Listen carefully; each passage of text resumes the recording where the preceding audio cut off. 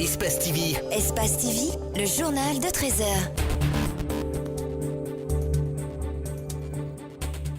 Bonsoir à toutes, bonsoir à tous. Très ravi de vous retrouver. Bienvenue dans cette édition d'information. Au sommaire, l'ancien ministre de la Sécurité, Maître Abdoul Kabele Camara, sur l'ensemble politique, vient d'être porté à la tête du Rassemblement guinéen pour le développement RGD. L'annonce a été faite hier mercredi lors d'un point de presse à Conakry. Sur le plan international, le porte-parole du gouvernement, Benjamin Griveaux, dénonce l'attitude choquante de Jean-Luc Mélenchon lors d'une perquisition houleuse à son domicile et au siège de la France insoumise. Ces perquisitions ont été menées dans le cadre d'enquêtes sur des emplois présumés fictifs de parlementaires européens. C'est tout pour les titres. Le développement, c'est dans un court instant.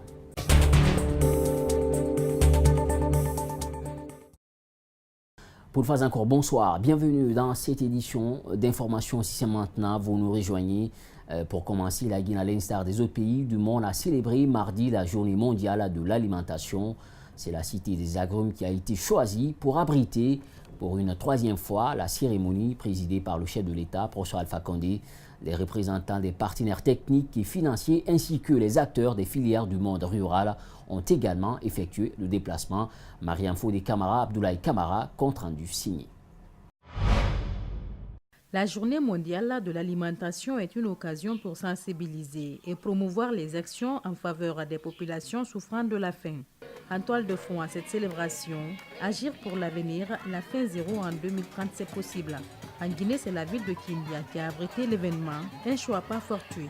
Le choix de la préfecture de Kindia pour abriter cette célébration pour la troisième fois en 15 ans témoigne de la confiance renouvelée du gouvernement à l'endroit des paisibles populations de Kindia. Je voudrais aussi interpréter ce choix par la connaissance du potentiel sylvo-pastoral de notre préfecture par tous les acteurs du développement rural à tous les niveaux. Ce sont 224 millions de personnes qui sont menacées de famine selon le rapport 2017 de la FAO sur l'insécurité alimentaire en Afrique. En Guinée, les populations sont touchées par la même situation.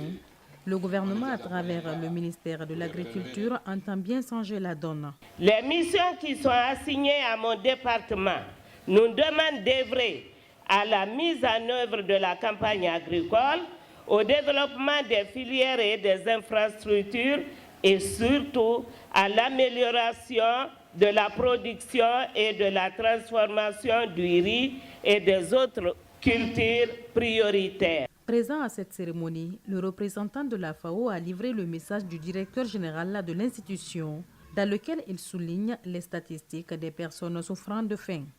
Selon les dernières estimations de la FAO, en 2017, 821 millions de personnes souffraient de la faim, soit 11% de la population ou encore une personne sur 9 sur cette planète. La cérémonie a pris fin par la visite des stands installés pour la circonstance. Je vous le dis en titre, l'ancien ministre de la Sécurité, Maître Abdoul Kabele Camara, sur l'ensemble politique, il vient d'être porté à la tête du Rassemblement guinéen pour le développement RGD à l'abrégé. L'annonce a été faite hier mercredi lors d'un point de presse à Conakry. Une annonce qui intervient quelques mois après son départ du gouvernement. Compte rendu signé Mamadou Bouya Diallo, Djibril Kabak Camara. Le voilà désormais avec une casquette politique. Maître Abdoul Kabele Camara vient d'être porté à la tête du Rassemblement guinéen pour le développement RGD, un parti politique créé depuis 1992. Mais qu'est-ce qui explique le choix porté sur l'ancien ministre de la Sécurité?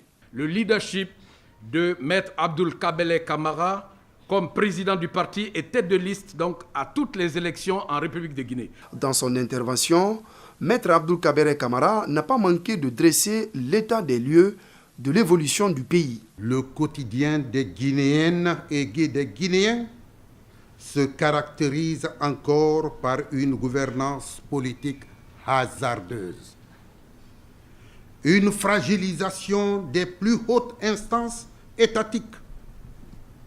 Une paupérisation économique sans pareil dans la sous-région et un malaise social persistant. Pour l'heure, peu d'informations filtrent sur le projet de société que va présenter les responsables du parti aux Guinéens. Mais d'ores et déjà, Maître Abdoul Kabele Kamara compte s'attaquer à la malgouvernance qui gangrène le pays. Il est indispensable de transformer nos énormes potentialités en richesses mieux réparties au profit de tous les Guinéens. Pour le reste, le nouveau président du RGD dit à qui veut l'entendre qu'il ne roule pas pour le pouvoir en place et assume son bilan lors de son passage aux affaires. Hier mercredi, quelques élèves du collège Kipé ont abandonné les cours en réclamant leur professeur en lieu et place des contractuels. Ils ont du coup perturbé les cours d'une école privée près de la route qui sépare le centre émetteur et Bambeto avant d'être pourchassés par les hommes en uniforme, ont su une élève au micro de Djibril Ba. Monsieur Sangaré, laisse tomber tout. Réglez les problèmes entre vous. N'amènez pas les faux professeurs dans notre classe. Et ils ne connaissent rien de tout. Amenez les gens qui nous enseignaient avant, quand on a besoin de ça. Si vous n'avez pas, il y a la grève toujours. On ne veut pas la grève, mais nous on veut le professeur. S'il n'y a pas de professeur, il y a la grève tous les jours.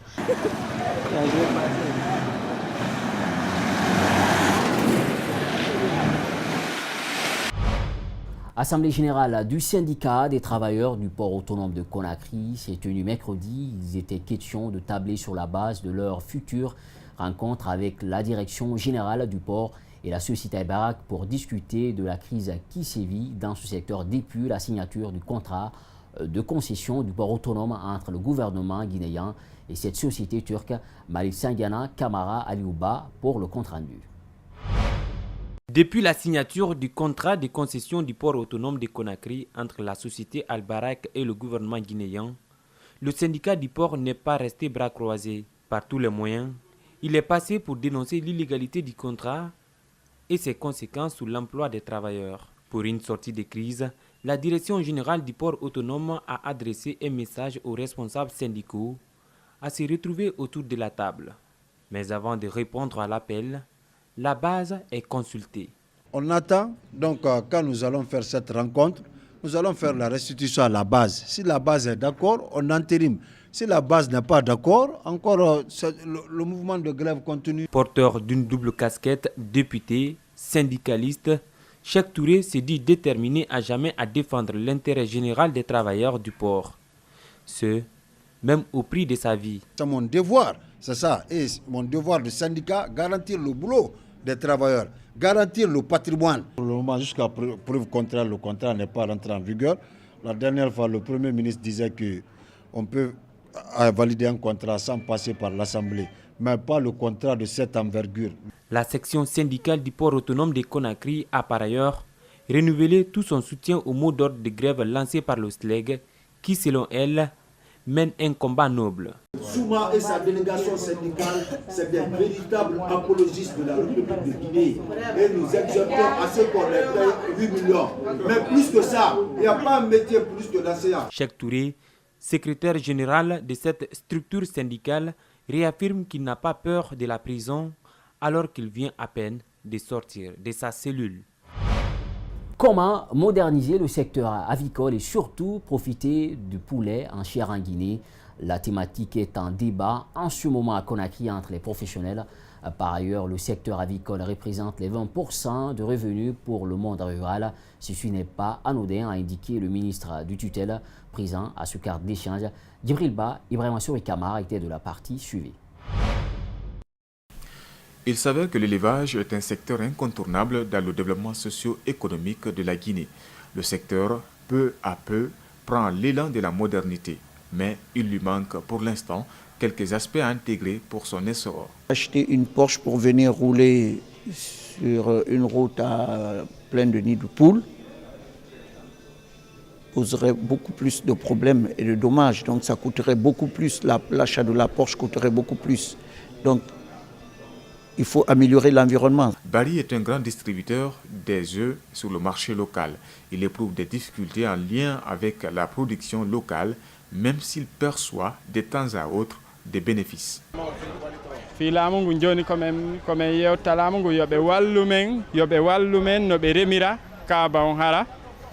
Nous demandons aux autorités de favoriser la culture du maïs et fournir suffisamment de médicaments pour les poulets.